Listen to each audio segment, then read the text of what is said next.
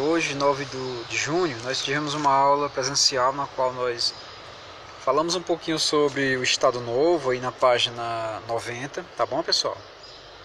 Estado Novo, a última fase da chamada ditadura do Vargas, tá bom? Que foi a última fase na qual o governo Vargas, ele governa por meio de decretos, enfim, anulando leis, criando novos, do jeito que ele quer. Então, do jeito que ele quer, ele governa de 1937 até 1945, é o chamado Estado Novo, o último período de Vargas no governo, no qual a gente imagina que ele não ia mais voltar. A gente vai ver futuramente que na década de 50 ele volta, viu, gente? Só que não é mais dando golpe de Estado Novo, não. É já no momento mais democrático aí da história do Brasil, tá bom? Então, aí, com relação a essa data, esse período aqui, como é que o Vargas conseguiu ainda dar um golpe? Como é que ele conseguiu aí se tornar presidente sem ser eleito, viu? Ele não foi eleito, não, tá? Ele ficava só assim, quando ia terminando o tempo do mandato dele, ele criava uma situação na qual ele não podia mais sair porque tinha que proteger o país, seja de ataques de povos aí, de outros países, seja de ameaça de comunistas, seja lá de que for. Ele dava um jeitinho de ficar.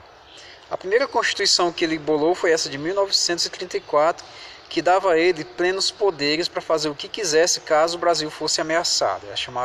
É uma constituição bem assim, fortalecia muito o poder executivo, que exatamente o poder executivo é o presidente da República, né, em âmbito nacional. Já em 37, quando era para ele sair, ele criou-se aí uma outra situação na qual o pessoal,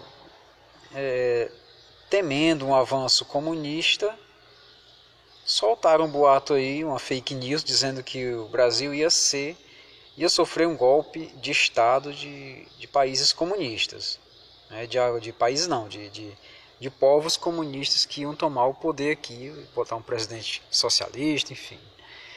O que é que o Vargas faz? Ele imediatamente, sabendo desse boato, o pessoal até descobre que era mentira, não era exatamente verdade, foi só uma conversa fiada e lançada pelo próprio pessoal do Vargas mesmo, né? É o chamado Plano Cohen. Plano Cohen foi, na verdade, digamos, um boato de ameaça comunista no Brasil. Aí o Vargas disse: então, gente, para acalmar os ânimos, eu fico mais uma temporada aqui, para proteger o nosso Brasil desses sanguinários aí, comunistas. Então ele cria uma nova Constituição nessa mesma data aqui, ó. Essa Constituição ela foi criada com base numa Constituição fascista lá da Polônia, uma Constituição na qual dava ao Vargas o direito de fechar o Congresso, tá?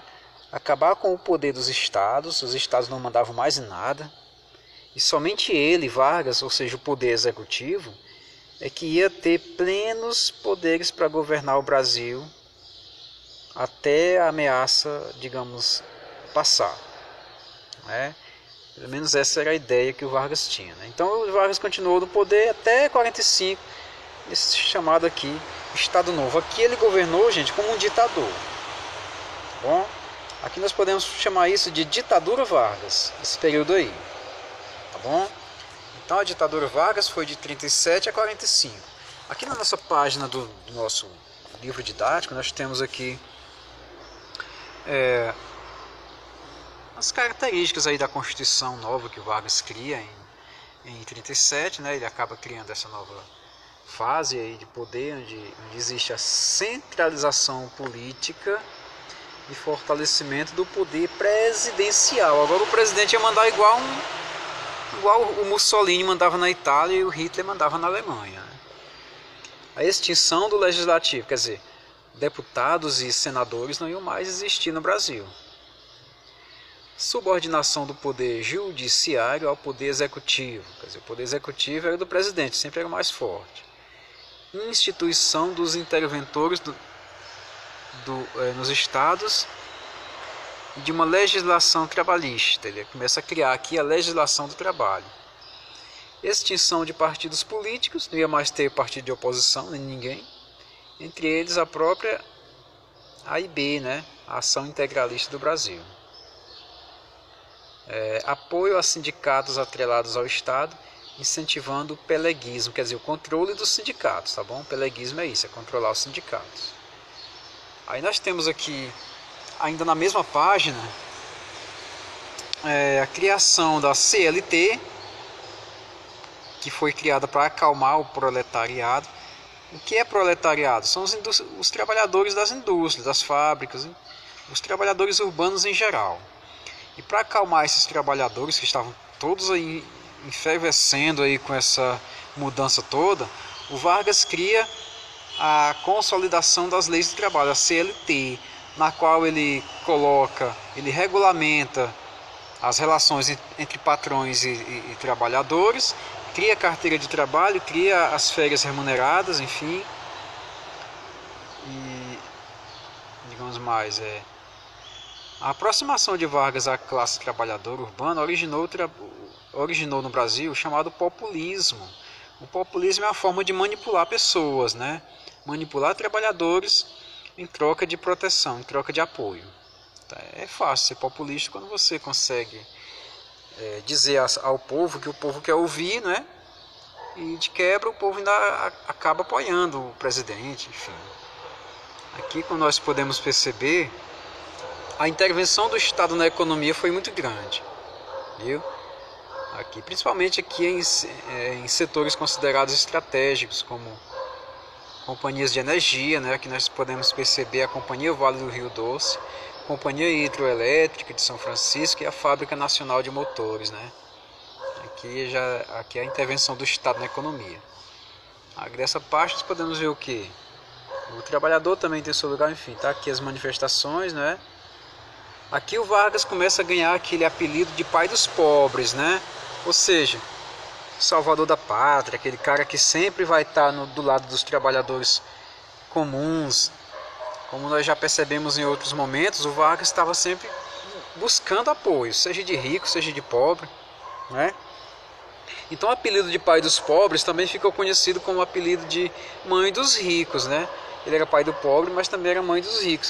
De um lado ou de outro, o Vargas sempre dava um jeitinho de estar, digamos, buscando apoio. No cenário internacional, estava acontecendo o quê? A Segunda Guerra Mundial. E aí, agora? Chega um momento em que o Vargas vai ser obrigado a escolher. Ou os democratas, Estados Unidos, França, Inglaterra, ou o pessoal do eixo, né, que é a Alemanha, Itália e Japão. E aí, ele tinha negócio com alemães também, o Brasil tinha negócios com os alemães. E agora, quem é que ele ia desgostar, né? Porque escolher um ia desgostar o outro, né? Então aí é o seguinte, ele ia ter que analisar, pesar os prós e os contras para saber de que lado que o Brasil ia ficar. Então olha só, com relação a essa guerra mundial que estava acontecendo, por pressão até mesmo dos americanos, né? Por pressão americana, o Vargas foi obrigado a escolher. Era vizinho dos Estados Unidos, ficava ruim de você desgostar um vizinho ali grande, ali, como no caso os americanos da América do Norte, né?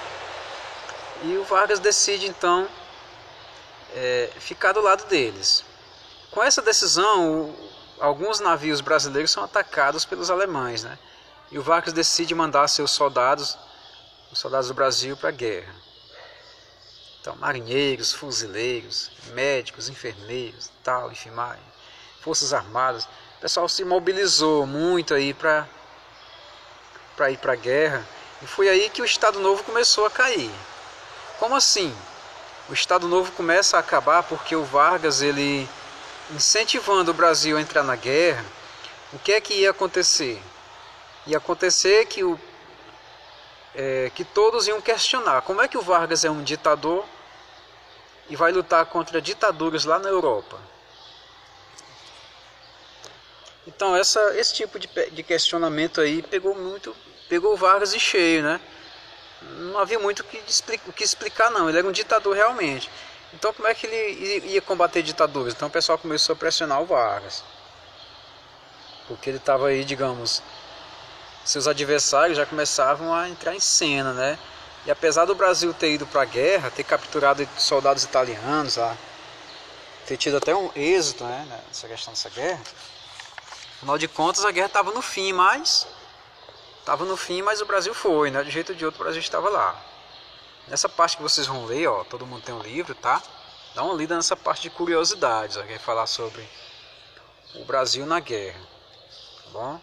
Vai falar sobre os pracinhas, sobre o símbolo que o Brasil utilizou, sobre a palavra de ordem, senta pua, eita, né? Onde o Brasil, com sua valorosa contribuição, acabou tomando o Monte Castelo no norte da Itália, né? E gente, então é o seguinte, ó, às vésperas do final da guerra, em janeiro de 45, o primeiro Congresso Brasileiro de Escritores exigia a liberdade de expressão e eleições. Em fevereiro do mesmo ano, Vargas publicava o ato adicional, marcando eleições presidenciais para 10 de dezembro. Esse anúncio de Vargas estimulou a criação de partidos políticos e a reestruturação dos antigos. Foi a primeira coisa que o Vargas fez, para mostrar para o pessoal que não era ditador. Ele acaba dizendo, não, tudo bem, já que estão me chamando de ditador, eu vou marcar logo uma eleição para 2 de dezembro, dessa mesma data aí, né? Então começaram a surgir os partidos políticos, né, que até então eram proibidos. O Vargas deixou que o pessoal criasse esses partidos políticos. O Vargas, para não sair do poder, acaba ainda jogando uma última cartada, que foi convocar as pessoas para a rua, para as pessoas fazerem uma grande manifestação, gritando queremos Vargas, queremos Getúlio, enfim. É o movimento chamado queremismo, né? Queremos o Getúlio de novo, que ele continue no poder, mas não deu muito certo não. Deu muito certo não, que por pressão dos militares, o próprio Vargas teve que sair. Foi obrigado a sair, porque foi pressionado aí, né?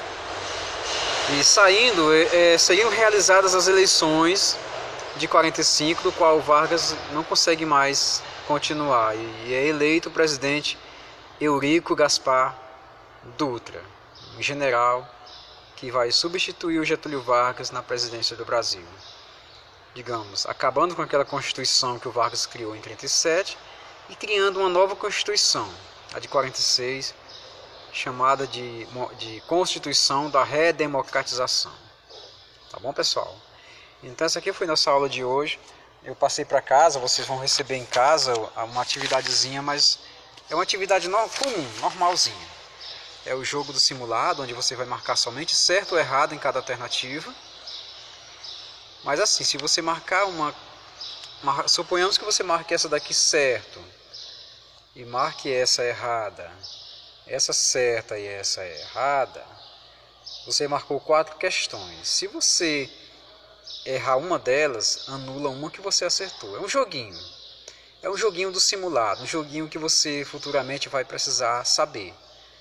Afinal de contas, a Universidade de Brasília funciona assim, esse joguinho de simulado. A CESP, UNB e SEBRASP de Brasília, ela joga assim com os estudantes. Né? Então é bom vocês já irem logo se acostumando, porque futuramente você vai querer sair daqui, vai querer ir para Brasília, vai querer ir para outros rumos, e sabendo desse tipo de coisa, já é bom pra gente. Estamos com o pezinho no ensino médio, né? Não custa nada a gente brincar um pouquinho de simulado. Então, se você errar uma questão, anula uma que você acertou. Suponhamos que você acertou essa daqui, mas errou essa daqui vai ficar eliminada. No finalzinho do simulado, você vai só colocar a sua pontuação.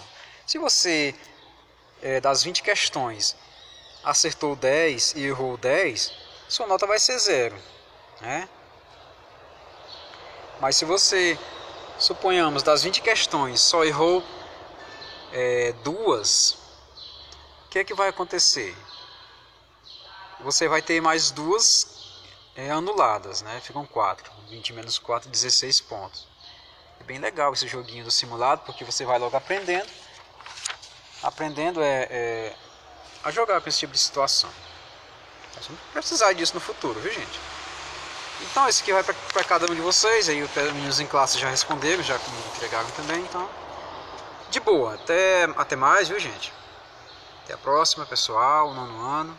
Próxima aula começamos a responder, ajudar vocês a dar dicas para as atividades do livro. Tá bom? Então, abraço, tchau.